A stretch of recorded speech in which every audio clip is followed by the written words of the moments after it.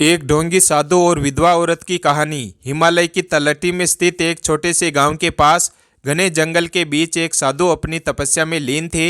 साधु का नाम स्वामी परमानंद था। उसने सांसारिक जीवन की मोह माया को त्याग कर अध्यात्म की राह चुनी थी। उसकी सादगी और ज्ञान के कारण गांव वाले उसे बहुत सम्मान देते थे। उसी गांव में रहती थी एक विधवा महिला जिसकी उम्र लगभग 30 वर्ष थी। उसका नाम रेखा था। रेखा बहुत ही खूबसूरत थी, लेकिन साधारण जीवन जीने वाली महिला थी। पति के निधन के बाद उसने गांव के बच्चों को पढ़ाने और दूसरों की मदद करने में खुद को व्यस्त कर लिया था। हालांकि उसके मन में किसी कोने में अकेलेपन का दर्द छुपा था। एक दिन रेखा को अपनी गाय के लिए जड़ी बूटी लाने जंगल में जाना पड़ा। वह जंगल में गहरी जगह पर पहुंची, जहां उसकी मुलाकात स्वामी परमानंद से हुई। वह उनकी सादगी और आंखों में झलकती शांति से प्रभावित हुई। उसने उन्हें प्रणाम किया और उनसे मार्गदर्शन की याचना की। परमानंद ने रेखा को कुछ ध्यान की विधियां सिखाई और कहा कि अकेलापन केवल मन की एक अवस्था है। जब मन शांत होता है तो सारा ब्रह्मांड आपका साथी बन जाता है। समय बीतता गया। रेखा अक्सर स्वामी जी से मार्गदर्शन लेने आने लगी। दोनों के बीच एक अद्भुत समझ बन गई। धीरे धीरे रेखा का झुकाव स्वामी जी की ओर बढ़ने लगा। वह उनकी गहराई और करुणा में अपनी खुशी खोजने लगी। स्वामी परमानंद, जो सांसारिक संबंधों से दूर रहने का प्रण ले चुके थे, उन्होंने भी रेखा के स्नेह को महसूस किया। उनकी आंखों में एक अनकहा भाव उभरता था, लेकिन उनके भीतर एक बड़ा द्वंद्व चल रहा था। रेखा की स्वामी परमानंद के प्रति श्रद्धा अब धीरे धीरे एक गहरे भाव में बदल रही थी। वह उनकी हर बात को ध्यान से सुनती और उनका अनुसरण करती। स्वामी परमानंद को भी रेखा की सरलता और समर्पण ने कहीं ना कहीं प्रभावित किया था, लेकिन वह इस भाव को अपने भीतर दबाए हुई थी। एक दिन जब रेखा जंगल में स्वामी जी से मिलने पहुंची, तो उसने हिम्मत करके पूछा, स्वामी जी, क्या त्याग का अर्थ हमेशा अकेले रहना है? क्या प्रेम भी त्याग का एक रूप नहीं हो सकता? स्वामी परमानंद कुछ देर चुप रहे। उनके भीतर यह सवाल गूंजने लगा। उन्होंने कहा, प्रेम और त्याग एक ही सिक्के के दो पहलू है। सच्चा प्रेम वही है जिसमें त्याग हो, लेकिन मेरे लिए इस जीवन का उद्देश्य भिन्न है।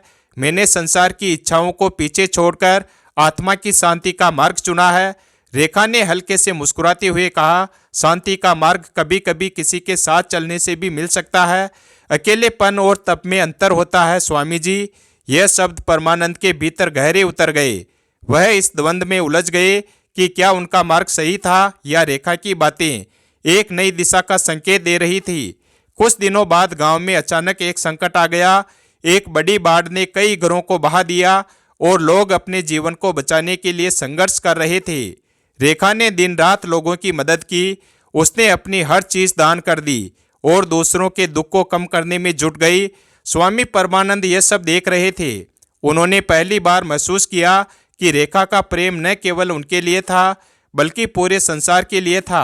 वह खुद से पूछने लगे, क्या प्रेम वास्तव में त्याग से अधिक महान है? क्या मैंने प्रेम को समझने में चूक की है? बाढ़ का प्रकोप बढ़ता जा रहा था। गांव में भोजन, पानी और दवाओं की भारी कमी हो गई थी। रेखा ने अपनी पूरी शक्ति और समर्पण के साथ लोगों की सहायता की। वह खुद भूखी रहकर भी जरूरतमंदों के लिए खाना जुटाती, बीमारों की देखभाल करती और बच्चों को सुरक्षित स्थान पर ले जाती। स्वामी परमानंद ने रेखा के इस निस्वार्थ समर्पण को देखा तो वह समझ गए कि रेखा का प्रेम केवल व्यक्तिगत नहीं था, बल्कि यह पूरे संसार के लिए करुणा का प्रतीक था। एक रात जब रेखा थकी हारी और घायल अवस्था में एक पेड़ के नीचे बैठी थी, स्वामी परमानंद ने उसके पास जाकर कहा, रेखा, तुमने जो त्याग किया है वह सच्चे प्रेम का सबसे सुंदर रूप है। तुमने मुझे प्रेम का ऐसा स्वरूप दिखाया जिसे मैंने कभी समझा नहीं था। रेखा ने थकी आंखों से स्वामी जी की ओर देखा और धीरे से कहा, स्वामी जी, प्रेम में त्याग का महत्व होता है, लेकिन अगर प्रेम किसी को शक्ति और दिशा दे तो यह स्वयं तपस्या बन जाता है। स्वामी परमानंद का हृदय उस समय द्वंद्व और शांति के बीच डोलने लगा। उन्होंने सोचा, क्या यह मेरा मार्ग बदलने का संकेत है? क्या मेरी तपस्या का उद्देश्य यही प्रेम और सेवा है? दूसरे दिन स्वामी परमानंद ने गांव वालों की मदद के लिए खुद को समर्पित कर दिया। उन्होंने अपने साधना स्थल को राहत शिविर में बदल दिया। स्वामी परमानंद ने मिलकर लोगों की सेवा की, लेकिन उनके भीतर एक अनकहा भाव अब भी रहस्यमय था। बाढ़ का असर धीरे धीरे कम हो रहा था। गांव के लोग वापस अपनी जिंदगी बचाने की कोशिश कर रहे थे। इस कठिन समय में रेखा और स्वामी परमानंद ने मिलकर जो सेवा की, उसने न केवल गांव वालों के दिलों में उनके प्रति सम्मान बढ़ाया, बल्कि उनके बीच एक अनदेखा रिश्ता भी गहराई से पनपने लगा। एक शाम जब सूरज ढल रहा था और आसमान हल्की नारंगी आभा में रंगा था, रेखा स्वामी जी के साधना स्थल के पास बैठी थी। उसने धीरे से कहा, स्वामी जी, मैंने सोचा था कि इस जीवन में मैं अकेले ही चलूंगी, लेकिन आपसे मिलकर मुझे महसूस हुआ कि किसी का साथ मिलना भी एक आशीर्वाद हो सकता है। स्वामी परमानंद, जो अपने विचारों में गहरे डूबे हुए थे, उन्होंने उसकी बात सुनकर रेखा की ओर देखा और कहा, रेखा, मैंने प्रेम को हमेशा मोह समझा और उससे दूर भागता रहा, लेकिन तुमने मुझे सिखाया कि सच्चा प्रेम स्वयं से ऊपर उठकर दूसरों की भलाई के लिए जीने का नाम है। तुम्हारे समर्पण और निस्वार्थता ने मेरे हृदय को छू लिया है। रेखा की आंखों में खुशी के आंसू थे। उसने कहा, अगर प्रेम त्याग में है तो मैं अपना जीवन आपके साथ इस त्याग और सेवा के मार्ग पर बिताने को तैयार हूँ। स्वामी परमानंद ने अपने भीतर एक गहरी शांति महसूस की। उन्होंने स्वीकार किया कि रेखा के साथ उनका बंधन केवल सांसारिक नहीं था, बल्कि यह उनके आध्यात्मिक सफर का एक हिस्सा बन चुका था। रेखा और स्वामी परमानंद के बीच का रिश्ता अब गहराई तक उतर चुका था। रेखा ने अपने मन और आत्मा को पूरी तरह स्वामी जी के प्रति समर्पित कर दिया था। स्वामी परमानंद ने उसकी निष्ठा और स्नेह को अपने प्रभाव में डालते हुए उसे यह विश्वास दिलाया कि उनका संबंध केवल आध्यात्मिक नहीं, बल्कि सांसारिक रूप से भी पूजनीय है। एक रात जब पूरा गांव गहरी नींद में था, स्वामी जी ने रेखा को अपने साधना स्थल पर बुलाया। उनके शब्दों में एक अजीब सी मिठास और आकर्षण था। उन्होंने कहा, रेखा, हमारा संबंध केवल आत्मा तक सीमित नहीं रहना चाहिए, यह प्रेम की सबसे पवित्र अवस्था में बदल सकता है। रेखा, जो पहले से ही उनके प्रभाव में थी, इस विचार का विरोध नहीं कर पाई। उसने इसे स्वामी जी के आध्यात्मिक ज्ञान का हिस्सा मान लिया। उस रात दोनों के बीच एक ऐसा संबंध बना जिसने रेखा के जीवन को पूरी तरह बदल दिया। समय बीतता गया, लेकिन रेखा के मन में धीरे धीरे कुछ सवाल उठने लगे। वह देखती थी कि स्वामी परमानंद कई अन्य महिलाओं से भी खास नज़दीकियां रखते थे। वह उन्हें अकेले में बुलाते और उन्हें आध्यात्मिक ज्ञान के नाम पर अपने वश में कर लेते। एक दिन रेखा अपनी जिज्ञासा को और रोक नहीं पाई और उसने एक वृद्ध महिला से बात की जो वर्षों से स्वामी परमानंद को जानती थी। वृद्धा ने बताया कि स्वामी परमानंद एक ढोंगी है। वह विधवा और असहाय महिलाओं को अपने जाल में फंसाता है और उनकी भावनाओं और परिस्थितियों का फायदा उठाकर उन्हें अपना शिकार बनाता है। रेखा का दिल टूट गया। उसने महसूस किया कि जिसे वह सच्चा साधु और प्रेमी समझ रही थी, वह केवल एक स्वार्थी व्यक्ति था। इस सच्चाई के सामने आने के बाद रेखा ने खुद से वादा किया कि वह स्वामी परमानंद के असली चेहरे को दुनिया के सामने लाएगी। उसने उन महिलाओं से बात करना शुरू किया जो स्वामी जी की चपेट में आई थी। उसने उन्हें अपनी कहानी सुनाने के लिए प्रेरित किया। रेखा पूरी तरह बदल चुकी थी। वह अपने दर्द और विश्वासघात को शक्ति में बदलते हुए एक नई राह पर चल पड़ी। उसने उन महिलाओं की कहानियां इकट्ठा करनी शुरू की जो स्वामी परमानंद की जालों का शिकार हुई थी।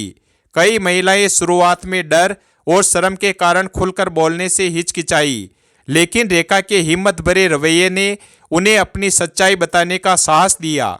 एक रात रेखा ने स्वामी परमानंद के साधना स्थल पर जाकर उन्हें चुनौती दी। उसने कहा, स्वामी जी, आपने मेरे विश्वास का गलत इस्तेमाल किया। आपने न केवल मुझे बल्कि कई मासूम महिलाओं को अपने जाल में फंसाया। अब ये सब खत्म होगा। स्वामी परमानंद थोड़ी देर तक चुप रहे, फिर अपने पुराने अंदाज में मुस्कुराकर बोले, रेखा, तुम भी उन्हीं महिलाओं में से एक हो जिन्होंने अपनी इच्छाओं को मेरी ओर थोप दिया। मैं केवल एक साधु हूँ जो सबकी मदद करने की कोशिश करता है। लेकिन इस बार रेखा उनके जाल में नहीं फंसी। उसने दृढ़ता से कहा, यह आपकी आखिरी चाल है स्वामी जी। मैं अब आपकी सच्चाई को हर किसी के सामने उजागर करूंगी। रेखा ने गांव के मुखिया और कुछ भरोसेमंद लोगों के सामने सारी सच्चाई रखी। उसने उन महिलाओं को भी लाने की कोशिश की जो स्वामी जी की चालबाजी का शिकार हुई थी। धीरे धीरे पूरा गांव उनकी सच्चाई जानने लगा। लेकिन स्वामी परमानंद इतनी आसानी से हार मानने वाले नहीं थे। उन्होंने अपने प्रभाव और चालाकी का इस्तेमाल करते हुए यह साबित करने की कोशिश की कि रेखा झूठ बोल रही है। गांव के कुछ लोग अब भी उनकी तरफ थे, जबकि कुछ रेखा का समर्थन कर रहे थे।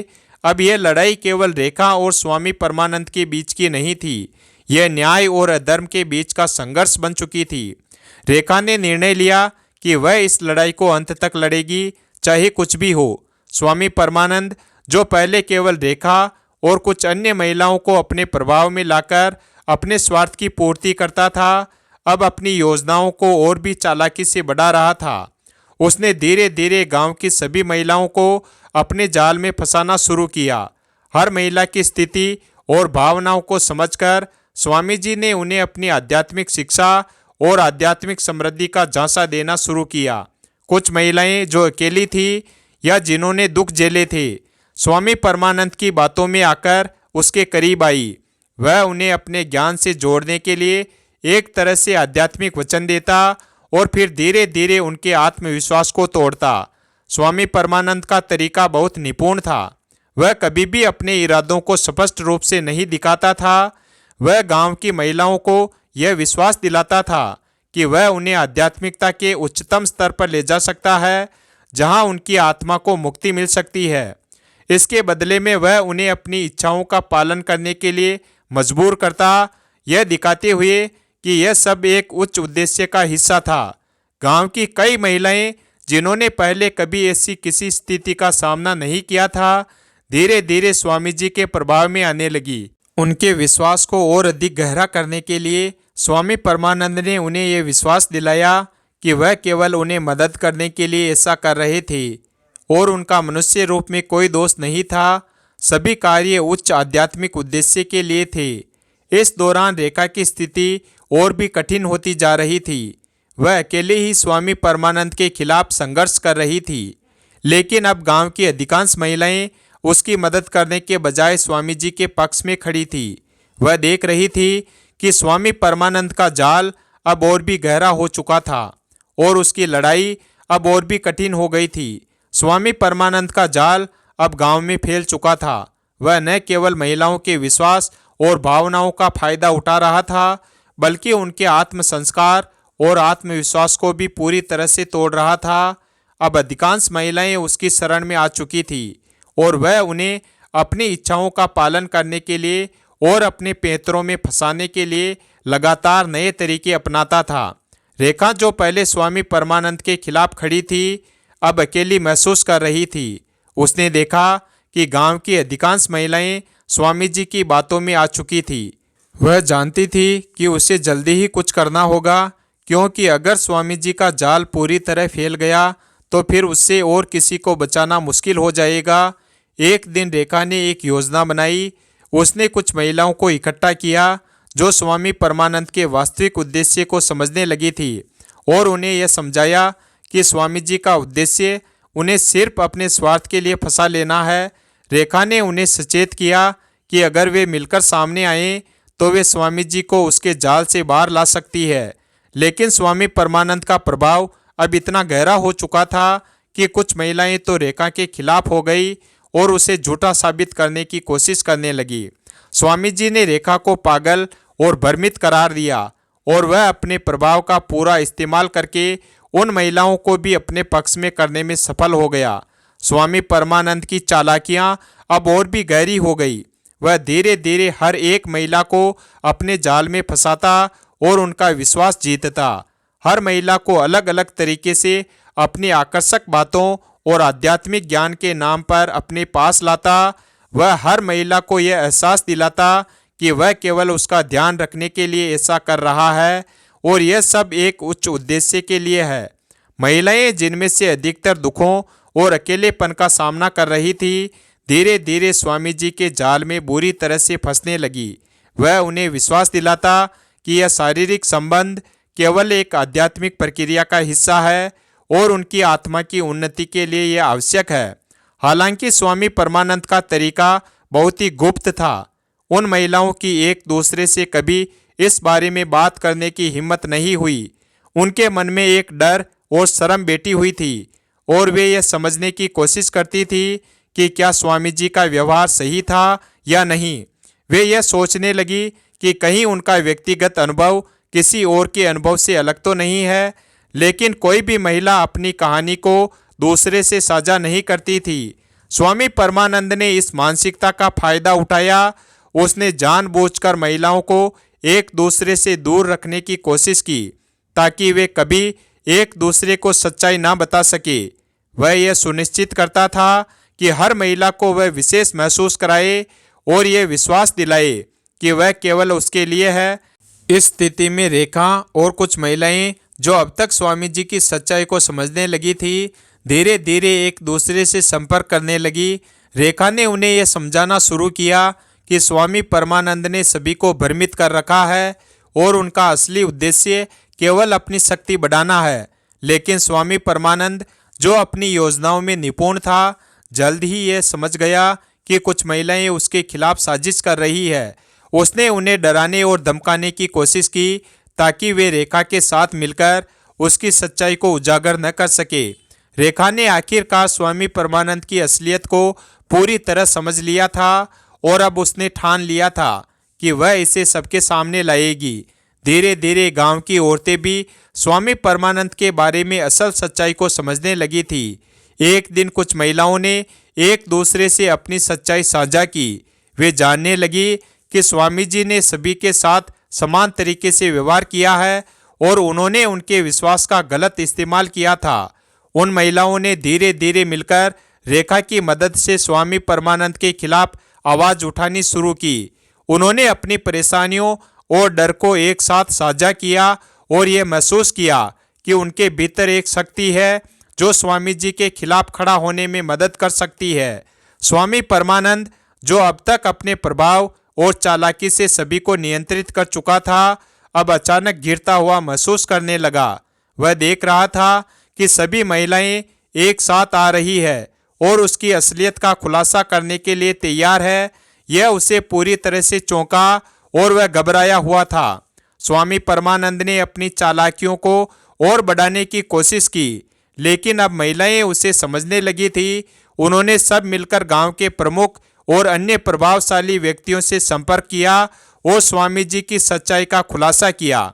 गांव में तहलका मच गया। अब स्वामी परमानंद को जवाब देना पड़ा। गांव के लोग, जो पहले उसे एक आदर्श और सच्चे साधु के रूप में मानते थे, अब उसके खिलाफ खड़े हो गए थे। रेखा ने इस लड़ाई में उनका मार्गदर्शन किया और सभी महिलाओं ने एकजुट होकर स्वामी जी के दुष्कर्मों की कहानी को गांव के प्रमुखों और पंचायत के सामने रखा।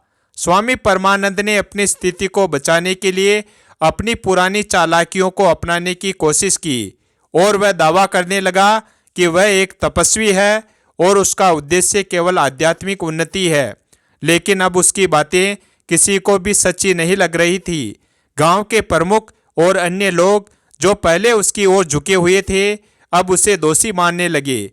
कई महिलाएं, जिन्होंने पहले उसकी बातों में आकर उसकी गलतियों को नज़रअंदाज किया था, अब उसके खिलाफ खड़ी हो गई और उन्होंने स्वीकार किया कि स्वामी परमानंद ने उनके साथ गलत किया था। स्वामी परमानंद का प्रभाव अब पूरी तरह से टूट चुका था। उसकी सच्चाई सामने आने के बाद न केवल गांव के लोग, बल्कि दूर दराज के इलाके से भी लोग उसकी असलियत को जानने के लिए आए थे। महिलाओं ने अपने अनुभवों और गवाहों के आधार पर स्वामी परमानंद के खिलाफ कानूनी कार्यवाही की मांग की। रेखा और अन्य महिलाओं ने मिलकर यह सुनिश्चित किया कि कोई भी महिला भविष्य में इस तरह के शोषण का शिकार ना हो। गांव में धीरे धीरे बदलाव आ रहा था। महिलाओं को अब अपनी आवाज़ उठाने का साहस मिला था और वे अपनी स्थिति को बेहतर बनाने के लिए एकजुट हो रही थी। स्वामी परमानंद की सत्ता अब पूरी तरह से खत्म हो चुकी थी और गांव में शांति और न्याय का नया दौर शुरू हुआ। स्वामी परमानंद, जो अब पूरी तरह से बेनकाब हो चुका था, उसने महसूस किया कि अब उसके पास कोई रास्ता नहीं बचा। गांव में उसकी सच्चाई सामने आ चुकी थी और उसकी हालत बहुत खराब हो गई थी। उसने अपने आप को गिरा हुआ महसूस किया और तय किया कि उसे इस जगह को छोड़ना होगा। रात के अंधेरे में बिना किसी को बताए वह गांव से भाग खड़ा हुआ। स्वामी परमानंद अब एक नए ठिकाने की तलाश में था और उसकी नज़र एक बड़े और समृद्ध राज्य पर थी। वहाँ के राजा का नाम राजा अमरचंद था और उसका दरबार में बहुत सम्मान था। राजा अमरचंद के राज्य में बहुत सारे लोग थे और स्वामी परमानंद ने सोचा कि यहाँ उसे फिर से अपनी पहचान बनाने का मौका मिल सकता है। राजा अमरचंद के राज्य में पहुँचने पर स्वामी परमानंद ने अपनी पहचान बदल ली। उसने खुद को एक और महान तपस्वी के रूप में प्रस्तुत किया और दावा किया कि वह एक पवित्र संत है जो अपनी साधना के लिए आया है। उसकी चालाकी के कारण राजा अमरचंद और उसके दरबार के लोग उसे तुरंत सम्मान देने लगे। स्वामी परमानंद ने राजा से मिलकर उसे अपने प्रभाव में लाने की योजना बनाई। वह राजा को यह बताने लगा कि वह उसकी मदद कर सकता है और राज्य में सुख शांति स्थापित करने के लिए अपनी आध्यात्मिक शक्तियों का इस्तेमाल करेगा। राजा अमरचंद जो एक अच्छे शासक थे, लेकिन अपने राज्य की समस्याओं को लेकर थोड़े चिंतित थे, वे स्वामी परमानंद की बातों में आ गए। स्वामी परमानंद ने धीरे धीरे अपने प्रभाव को बढ़ाना शुरू किया और राजा की नज़रों में खुद को एक गुरु के रूप में स्थापित करने लगा। लेकिन स्वामी परमानंद की सच्चाई अब भी खत्म नहीं हुई थी। उसके बारे में लोग धीरे धीरे सुनने लगे थे और राजा अमरचंद के राज्य में भी कुछ ऐसे लोग थे जो उसकी वास्तविकता को जानते थे। वे उसे सावधान रहने की चेतावनी देने लगे थे, लेकिन स्वामी परमानंद ने अपनी चालाकियों से उनकी आवाज को दबा दिया। राजा अमरचंद और रानी की आपस में एक अजीब सी दूरी थी। राजा अमरचंद एक ईमानदार और न्यायप्रिय शासक था, लेकिन रानी ने महसूस किया कि वह अपने पति के दिल और ध्यान को पूरी तरह से नहीं पा रही थी। राजा का समय अधिकांश राज्य के मामलों में बीतता था और रानी की कई इच्छाएं अनसुनी रह जाती थी। रानी जो पहले बहुत प्यार और समर्पण के साथ अपने पति के पास आई थी, अब महसूस करने लगी थी कि उसकी जगह दरबार में कम होती जा रही थी। रानी ने सोचा कि अगर वह राजा का ध्यान अपनी ओर खींचे तो राज्य के मामलों में भी उसका प्रभाव बढ़ सकता है। उसने ये महसूस किया कि केवल पारंपरिक तरीकों से काम नहीं चलेगा और उसे कुछ ऐसा करना होगा जो राजा को उसकी ओर आकर्षित करे।